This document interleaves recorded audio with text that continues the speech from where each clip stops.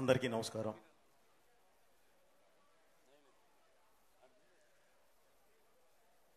ముందుగా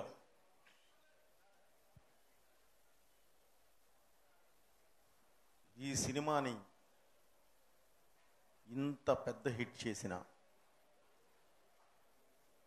తెలుగు ప్రేక్షకులకి, అలాగే సోదర సమానులైన నందమూరి అభిమానులందరికీ, అలాగే ప్రపంచవ్యాప్తంగా ఉన్న తెలుగు ప్రేక్షకులకు అందరికీ కూడా నా కృతజ్ఞతలు తెలియజేస్తున్నాను. ముందుగా ఈ సినిమా గురించి మాట్లాడాలి అంటే, ఈ సినిమాని తీసి రిలీజ్ అప్పుడే చెప్పడం జరిగిందండి. సినిమాలో కూడా ఫస్ట్ షాట్ అదే. విశ్వవిఖ్యాత నట సార్వభౌమ డాక్టర్ ఎన్టీ రామారావు గారి వారికి ఈ సినిమాని అంకితం చేస్తూ మొదలుపెట్టాము. ఆయన ఆశీస్సులతోనే ఈరోజు ఈ సినిమా 10 years నిలబడి ఆడింది. ఎందుకంటే ఆ తరానికి దిశానిర్దేశం చేస్తూ ఒక అద్భుతమైన పాత్ర వేసిన ఒక లెజెండ్, ఆ తరం లెజెండ్ ఆయన అయితే, ఈ తరానికి సినిమా రూపంలో మేము చూపించిన ఈ లెజెండ్ బాలయ్య గారు. అలాగే లెజెండ్ అని టైటిల్ పెట్టడం కాదండి,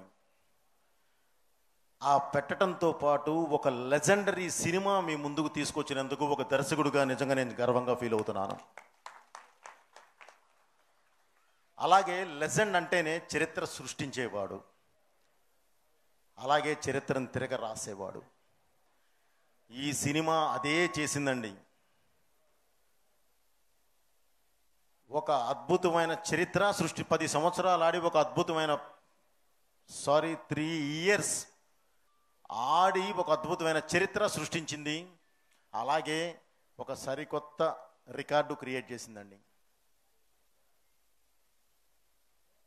ఎందుకంటే 3 వారాల పాటు సినిమా థియేటర్లో ఆడితే చాలు అనుకునే రోజుల్లో 3 సంవత్సరాల పాటు ఒక థియేటర్లో ఆడటం అనేది నాటి జోకండి. అది ఎలా పడితే అలా సాధ్యమయ్యేది కాదు. దానికి ప్రేక్షక ఆదరణ కావాలి, పెద్దల ఆశీర్వాదం కావాలి, దేవుడి దయ ఉండాలి, మా కష్టం ఉండాలి. ఇవన్నీ కలిసి ఈరోజు 10 years అయినా సరే, ఈరోజు రేపు రిలీజ్ అవుతుంది, ఈరోజు ప్రీ రిలీజ్ ఈవెంట్కి వచ్చామా అలా ఉంది సినిమా. అలాగే ఒక సింహ అయినా ఈ సినిమా గురించి మాట్లాడాలి, ఆర్టిస్ట్ అండ్ టెక్నీషియన్స్ గురించి మాట్లాడాలి అని అంటే, ఒక సింహ అయినా, ఒక లెజెండ్ అయినా, ఒక అఖండ అయినా, అంటే ఒక లెజెండ్, ఒక మంచి సినిమా తీస్తే అది బాగా ఆడితే నెక్స్ట్ సినిమాకి బడ్జెట్లు పెంచుకోవడానికి పనికి వస్తుందండి. అలాగే ఇంకొక రకం కూడా ఉందండి. ఒక మంచి సినిమా తీసి అది బాగా ఆడితే బాధ్యత పెంచుద్దండి. ఆ బాధ్యత ఈ లెజెండ్ అనే సినిమా అంత అద్భుతమైన బాధ్యత పెంచబట్టే, మా భుజాల మీద అంత బాధ్యత వేయబట్టే ఆ కసితో మేము చేసిందే అఖండ. కాబట్టి ఇక ముందు కూడా మేము చెయ్యబోయే ఏ సినిమా అయినా సరే ఇంతే బాధ్యతతో, ఇంతే నిష్టతో, ఒక యజ్ఞంలా చేసి మేము ముందుకు తీసుకొస్తామని చెప్పి నేను తెలియజేస్తూ, ఇక బాలయ్య గారి గురించి ఒక మాట చెప్తానండి.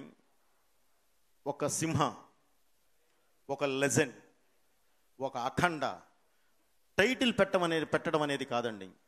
దానికి అద్భుతంగా పర్ఫెక్ట్గా న్యాయం చేసేవాళ్ళు కావాలి.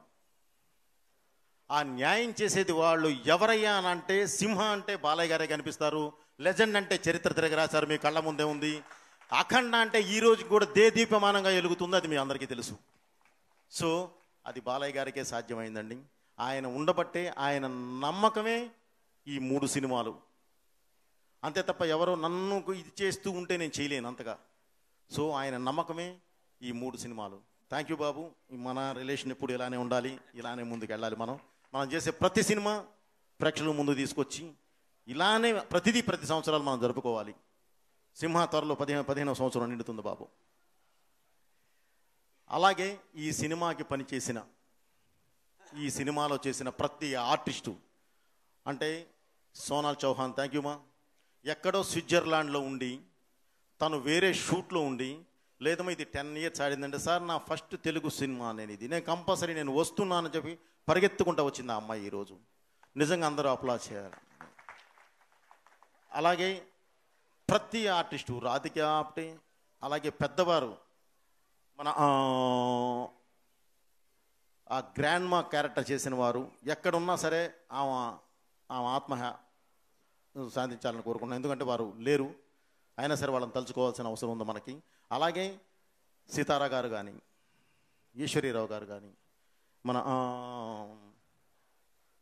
రజిత గారు కానీ, ఇక మిగతా ఆర్టిస్టులు అందరండి. ప్రత్యేకంగా చెప్పాల్సింది జగపతి బాబు గారికి. జగపతి బాబు గారు ఫస్ట్ టైం జగపతి బాబు గారు ఇందులో ఒక అద్భుతమైన క్యారెక్టర్ చేశారు. విలన్ అని నేను అనండి, అది ఒక క్యారెక్టర్, అద్భుతమైన క్యారెక్టర్. ఆ క్యారెక్టర్ చేసి ఈరోజు మీరు చూస్తూ ఉంటే ఎలా ఉన్నారంటే అలా ఉన్నారు. అప్పటి వరకు ఒక షేడ్లో కనిపించిన ఆయన ఈ సినిమాలో కనిపించిన విధానం చూసి అందరూ చాలా హ్యాపీగా ఫీల్ అయ్యారు, షాక్ అయ్యారు. ఎందుకంటే ఆ ప్యాటర్న్ ఆఫ్ క్యారెక్టర్ ఆయన అంతకుముందు చేయలేదు. అలాగే మిగతా ఆర్టిస్టులు అందరికీ పేరు నా కృతజ్ఞత తెలియజేస్తూ, ఒక్కళ్ళని మాత్రం నేను గ్యారంటీ మీ అందరి ముందు ఒకటి చెప్పాలండి. చలపతిరావు బాబాయ్ ఎప్పుడు నా ప్రతి సినిమాలో ఉంటూ బిడ్డ బిడ్డ బిడ్డ అంటూ ఉండే ఒక మంచి వ్యక్తి. ఆయన అకాలంగా ధనామని ఆయన శివైక్యం జరగడం జరిగింది. ఆయన ఎక్కడున్నా ఎప్పుడు బాబాయ్ మేము బిడ్డలమే, మేము ఎప్పుడు ఇలానే ఉండాలి, మా ఎదుగులు నువ్వు చూస్తూనే ఉంటావు అని ఆయన తెలియజేస్తూ, ఇక టెక్నీషియన్స్, ఈ సినిమాకి పనిచేసిన ప్రతి టెక్నీషియన్ అంటే మెయిన్ నా కళ్ళు లాంటి నా కెమెరామెన్ రాంప్రసాద్ గారు, అలాగే నాకు ప్రతిదానికి ఎప్పుడు అండగా నిలబడే ఆర్ట్ డైరెక్టర్ ప్రకాష్ గారు, నేను చేసిన సినిమాకి పర్ఫెక్ట్గా న్యాయం చేస్తూ అద్భుతంగా శ్రావ్యంగా ప్రేక్షకుల ముందుకు తీసుకొచ్చే నా మ్యూజిక్ డైరెక్టర్ దేవిశ్రీ గారికి. యాక్చువల్లీ తను రావాల్సిందండి, తను ఈరోజు రాలేకపోయాడు. అలాగే మిగతా మన ఎడిటర్, నేను సినిమా తీసి ఒక రూమ్కి తీసుకెళ్ళిన తర్వాత, ఎడిటింగ్ రూమ్కి తీసుకెళ్ళిన తర్వాత దాన్ని ఒక పద్ధతిగా ఒక సిస్టమ్ ప్రకారం దాన్ని ఒక దీనిలో తీసుకొచ్చే నా ఎడిటర్ చంటి గారికి, అలాగే మన తమ్మిరాజు గారికి, అలాగే ఈ మేనేజర్స్, నా దీనికి పనిచేసిన ప్రతి మేనేజర్కి, నా డిపార్ట్మెంట్ డైరెక్షన్ డిపార్ట్మెంట్ అందరికీ కూడా, ఈ సినిమాలో పనిచేసిన ప్రతి ఒక్కరికి పేరు నా కృతజ్ఞత తెలియజేస్తూ, ఇక నేను మాట్లాడాల్సింది నా ప్రొడ్యూసర్స్. సినిమా తీయటం అంటే ఆషామాషి కాదండి, దాన్ని ఎంతో నిష్ఠతో నియమంతో చేయాలి.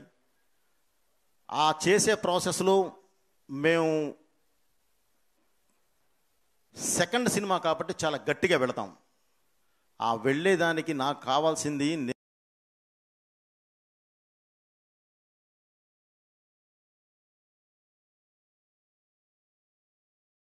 రీల్స్ అండ్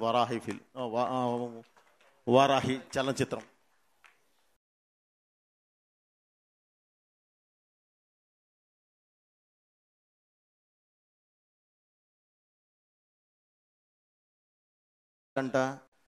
అనిల్ సుంకర్ గారికి, అలాగే వారాహి ఫిల్మ్స్ సాయి కొర్రపాటి గారికి నేను ప్రత్యేక ధన్యవాదాలు తెలియజేసుకుంటూ, ఈ సినిమాని ఇంత పెద్ద హిట్ చేసిన ప్రతి ఒక్కరికి, అభిమానులకి, ప్రేక్షకులకి, ప్రతి ఒక్కళ్ళకి పేరు నా కృతజ్ఞత తెలియజేస్తూ, ఈ సినిమాని